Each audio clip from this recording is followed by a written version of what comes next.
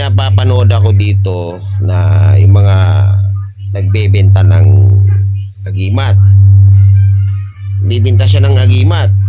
Ngayon, nakikita ko sa kanyang katawan. Parang mga ano yata yung mga tattoo niya, no? Ang katawan niya kasi may mga tattoo. Tapos yung mga tattoo, para yata yung parang may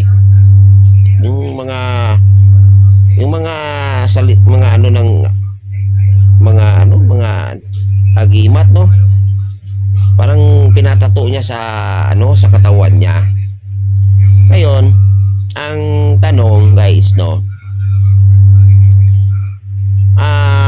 Dapat lang ba o tama ba na ang mga salita na connection sa mga agimat ay ipatato, no?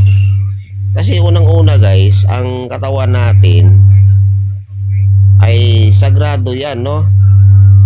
Kasi ano yan sagrado yan. Ngayon, pinatato. So, pag pinatatuan mo yung katawan mo, parang dinumihan mo yung katawan mo. Kasi ang katawan natin, pwedeng magiging templo ng ating Panginoon. Kahit sino sa atin, pwede siyang pumasok sa katawan natin kasi siya espiritu. Ako guys, naniniwala ako sa agimat. Yung agimat, galing sa kanya yan. Dalawang klaseng agimat kasi, no? Sa mga hindi nakakaalam, dalawang klase ang agimat. May agimat na galing sa kanya, no? May agimat din na galing sa mga masasama. Pero ang agimat, ginawa yung agimat, protection yan sa ating material, sa atin na mamamatay tayo. Kaya mayroong agimat, protection yan sa ating material para kung mamatay man tayo. Dalawang klase kasi ang kamatayan ng tao yung mamatay ka na kagustuhan ng Diyos at yung mamatay ka na kagustuhan ng tao. So ano ba yung kamatayan na kagustuhan ng tao? Katulad na lang binaril ka. Halimbawa ngayon, no, nasa loob ka ng bahay, may nagkabarilan dyan, naligaw ng bala, tinamaan ka. So ang dahilan ang pumatay sa'yo ay tao. Pero kung mamatay ka na sa kagustuhan ng Diyos, ano yan, idaan lang niya sa sakit, no? Magkasakit ka kasi tayo talaga magkasakit tayo kasi habang tumatagal, tumatanda tayo, nang humihina yung ating mga immune, no? Mga immune system. Kaya hantong tayo sa sakit, mamatay tayo sa sakit. Ngayon, balik tayo dun sa tanong, sa sinabi ko kanina, kung tama ba na yung mga pulong, no? Yung mga pulong na may connection sa mga agimat ay ipatato ba sa ating katawan? Sa tingin ko guys, hindi siya pwede. Kasi nga, ayaw ng Panginoong Diyos na dumihan natin ang ating katawan. Ayaw niya. Mas lalo na sigurong ayaw niya yung mga sagradong pulong, no? Yung mga pulong na connection sa agimat. Ayaw niya na ilagay mo sa katawan mo.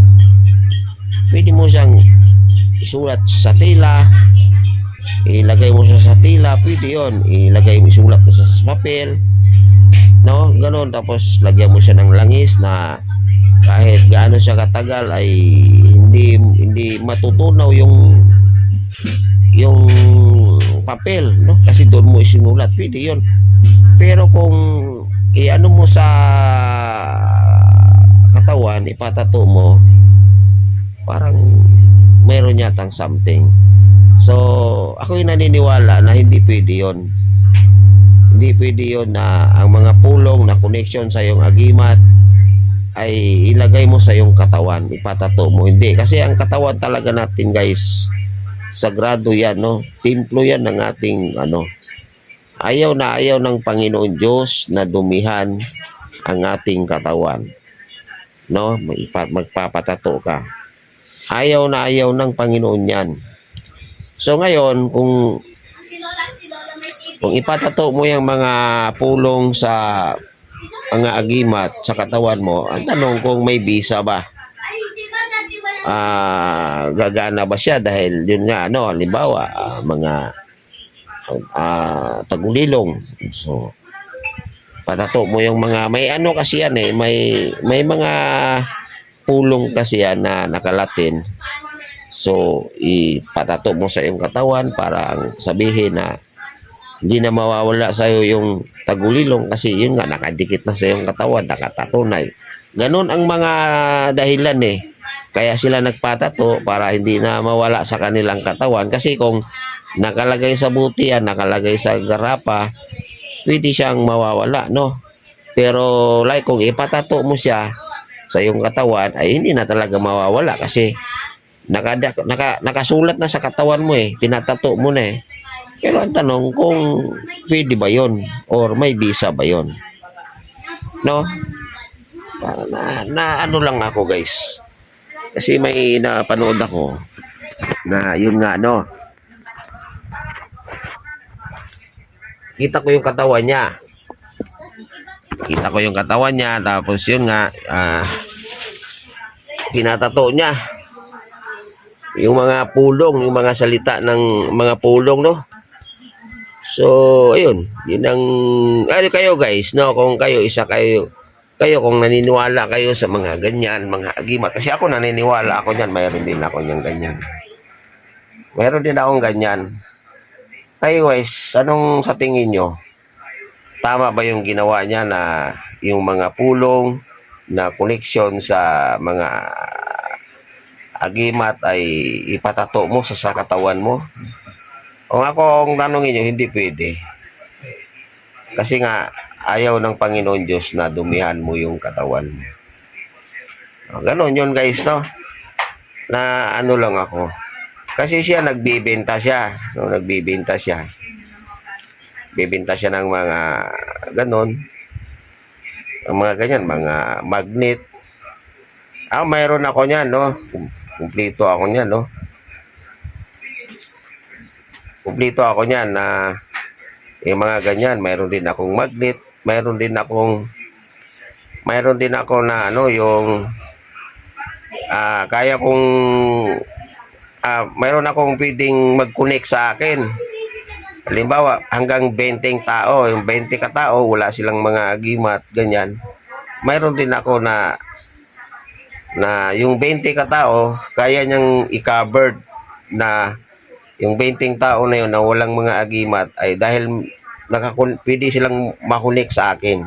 Kahit wala silang ganun sa katawan, pero dahil nakakunik sila sa akin, ganun, magkaroon din sila ng bisa kahit ganun. Yun, ganun guys. No? Mayroon ako yan, magnet. Kaya kami, pag may mga nakasalamuha kaming mga tao na may mga ganyan, niiwasan namin na hawakan. Pwede namin tingnan, pero wag naming hawakan kasi baka pagka hinawakan namin yon, no, yung sayo, kung mayroon ka hinawakan ko, mamamagnet kasi yan, may higop. Pag hinigop yan, mawawalan bisa yon sayo. Ganun yun guys. Kaya ayun, so lalo lang ko dun sa taong yon, but na yung nga pinalagay niya sa katawan yung mga pulong na regarding sa agimat. Ayun guys, kumpleto ako guys, no? Mayroon din ako diyan bago, pang missile, mayroon ako diyan. Pang nuclear, mayroon din. Mayroon din ako pang nuclear diyan. Ayun, kumpleto ako niyan, no? Kaya lang itong mga pang nuclear, mga pang missile, ilan lang yung mga mayroong ganyan ngayon. Siguro sa tingin ko lang guys, baka wala pa sa 1,000 katao ang mayroon yan, or wala pa siguro sa 500, kasi yun yung pinaka latest na gamit. Yun lang guys.